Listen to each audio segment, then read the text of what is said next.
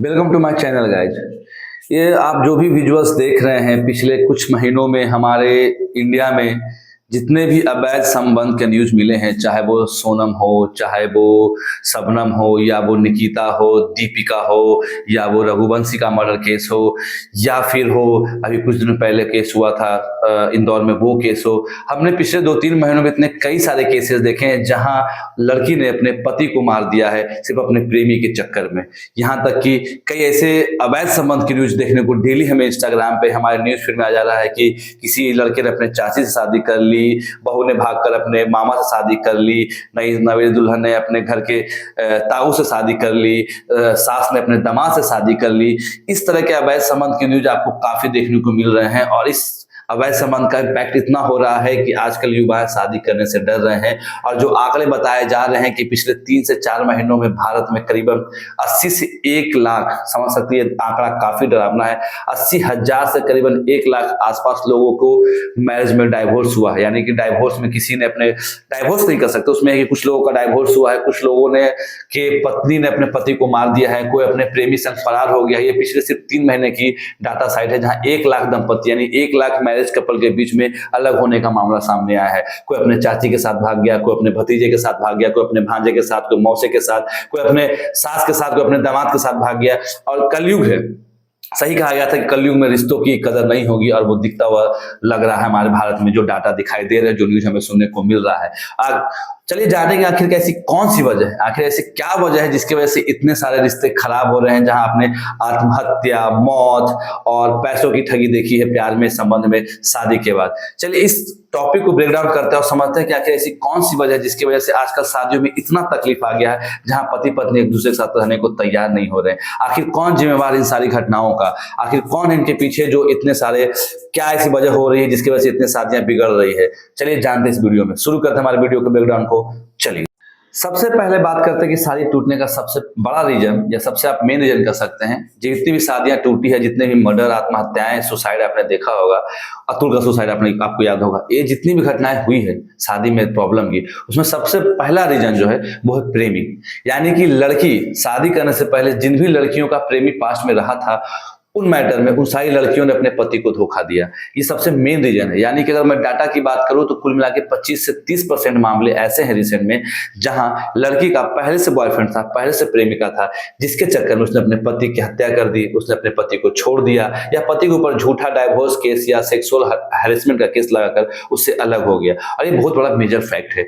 शादी से पहले आपकी पत्नी का प्रेम का है, ये शायद पति को पता नहीं होता है। और यही सबसे बड़ी गलती है हमारे इंडियन सोसाइटी की, जहां जब अरेंज मैरिज होता है तो लोग को एटलीस्ट ये पता करना चाहिए कि जिससे आप शादी कर रहे हैं उनके साथ आपका जो संबंध है, पहले उनके संबंध कैसे हैं, क्या वो इस शादी से खुश है, क्या वो अपने मन से शादी कर रही है, या फिर उनकी शादी कहीं और करनी चाहती है, अपने पेरेंट्स के फोर्स में कर रही है। मैं इंडियन पेरेंट्स को भी कहना चाहूंगा कि जब भी आप अपनी बेटी का शादी कर रहे हो तो उससे उसकी मर्जी जरूर पूछिए, क्योंकि अगर कोई उसका प्रेमी, बॉयफ्रेंड, लवर रहा तो वो डेफिनेटली है कि आगे जाकर वो शादी में दिक्कत देगी ही, और वो लड़के को के साथ या तो उसे मार सकती है, या उसे आत्महत्या के लिए उकसा सकते हैं, या उसे छोड़कर भाग सकती है। तो सबसे बड़ा रीजन ये है कि लड़की का पहले से प्रेमी होना, ये एक मेजर पॉइंट है शादी का टूटना हमारे भारत में। क्योंकि भारत में कहा गया कि शादी 7 जन्मों का बंधन है, बट जिस तरह के मामले भी हो रहे हैं उससे ये समझ में आ रहे हैं कि शादी से बड़ा प्यार हो चुका है।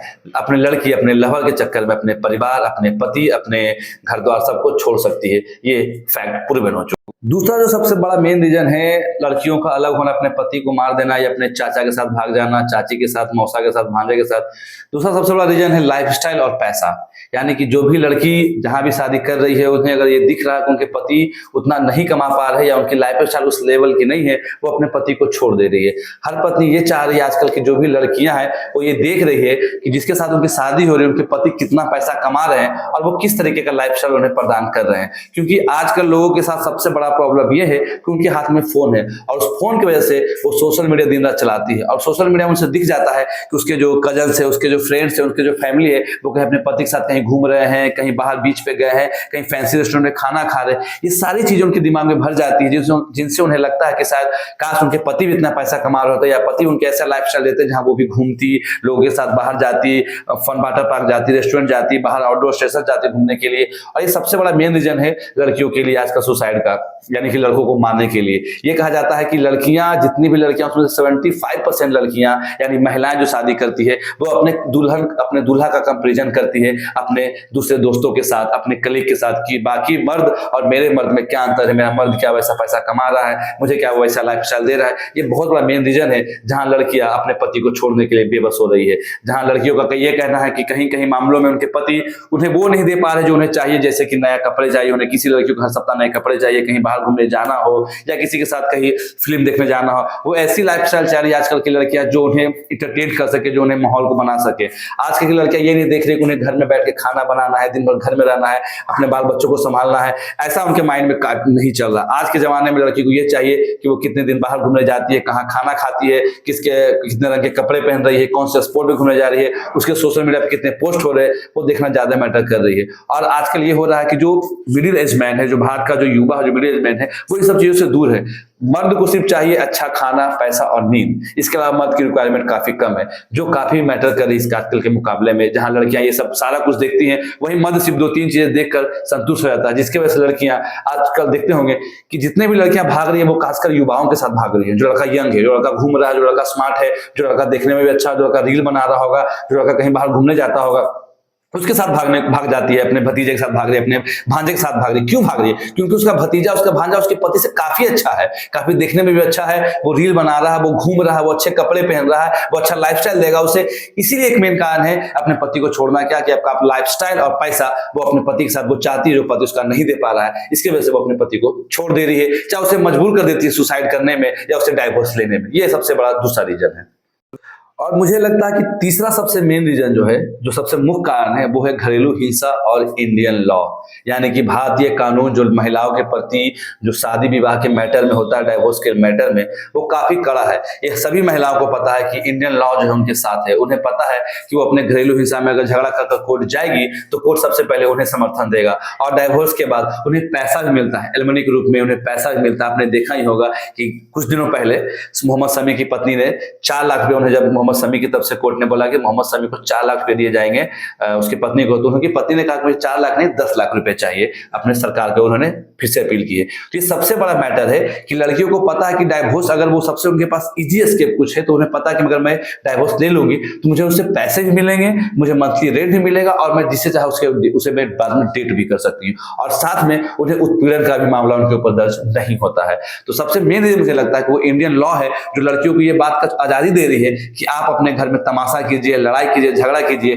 और कोर्ट आकर डाइवोर्स लेकर सेटलमेंट हो जाइए लड़का से पैसा लेकर। ये बहुत बड़ा रीजन है। वहीं घरेलू हिंसा भी एक बहुत बड़ा रीजन है, जहां लड़कियों को अपने सास से, अपने ससुर से, अपने देवर से, या जो ससुराल में जो लोग हैं उनसे उनकी बनती नहीं है। ऐसे बहुत सारे मामले देखे गए हैं जहां लड़कियां को डाइवोर्स दहेज के लिए बहुत ज्यादा प्रताड़ित किया गया हो, चाहे लड़कियों को अपने घर में रखकर उनसे बहुत ज्यादा काम करवाया गया हो। बहुत सारी लड़कियां का कहना यह है कि जब भी वो ससुराल जाती है तो उनसे बहुत ज्यादा काम करवाया जाता है, उनसे घर का बर्तन पोछा, खाना पीना, सभी लोगों का कपड़ा धोना, सुबह से लेकर शाम तक खटना, ये उनके मेजर इशूज है। लड़कियां कहती है कि ससुराल में उन्हें ऐसे एज ए नौकर ट्रीट किया जाता है, जिससे उनको अपना वर्थ समझ में नहीं आता। उन्हें लगता है कि वो एक तो किसी नए घर में आई है और उन्हें एज ए मेड ग्रुप में काम किया जा रहा है, और शायद इसीलिए लड़कियां उब जाती है उस लाइफ स्टाइल से, जो उस जिंदगी से उब जाती है जो वो दिन भर जीती है अपने ससुराल में दबकर घुटकर। वो उनका एक बड़ा मुख्य कारण है अपने पति के प्रति, अपने ससुराल के प्रति प्रतिरोध करने का। ऐसा कहा जाता है कि लड़कियां जनरली 2 से 3 महीने के बाद फ्रस्ट्रेट हो जाती है इस लूप होल में,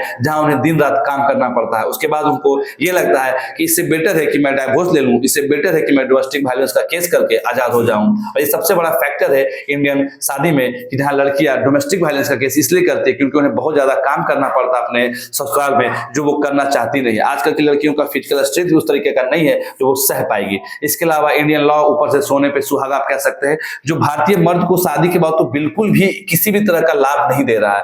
आप झूठे केस में लड़की आपको फंसा सकती है, डोमेस्टिक वायलेंस के नाम पे, सेक्सुअल हैरेसमेंट के नाम पे फंसा सकती है, आप पे डबल एक्ट लगा सकती है। और जब आप कोर्ट में पहुंचते हैं तो सारा पक्ष जितने भी आज तक मैटर हुए हैं कोर्ट में, उसमें से 70% कह सकते हैं 80% मैटर में लड़कियों को जीत मिली है। जहां लड़कियों को डाइवोर्स के बाद एलिमनी मिली है, उन्हें सिक्योरिटी गार्ड, उन्हें सिक्योरिटी मिला है, इसके अलावा उन्हें एक अच्छा लाइफ स्टाइल भी दिया गया है पति के द्वारा डाइवोर्स के बावजूद। और उनके ऊपर आज तक ऐसा बहुत ही कम मामले देखने को मिले हैं जहां लड़कियों के ऊपर उल्टा केस लगा हो। तो लड़कियों लोग को भी पता है आजकल कि डाइवोर्स और एलिमनी एक बहुत ही इजी गेट अवे है किसी शादी से, अगर वो अपने प्रेमी के साथ भागना चाहते हैं या वो आदमी से छुटकारा पाना चाहती है। तो घरेलू हिंसा और इंडियन लॉ भी बहुत बड़ा जिम्मेदार है, भारतीय जो शादियां टूट रही है उसके बहुत बड़ा जिम्मेदार भारतीय इंडियन लॉ और घरेलू हिंसा भी है। मुझे लगता है कि 3-4 फैक्टर मिलकर इस शादी के, जो भारत का पवित्र बंधन शादी है जिसे कहा जाता है कि 7 जन्मों का है, उसे खराब करने में इन चारों फैक्टर का काफी महत्वपूर्ण योगदान है। मुझे लगता है कि पहले से प्रेमी होना एक सबसे बड़ा डेंजर साइन है किसी भी मर्द समाज के लिए, किसी भी आदमी के लिए। अगर उसके पत्नी का पहले से कोई प्रेमी है वो जानना आपके लिए बहुत जरूरी है। अगर आप शादी करने जा रहे हैं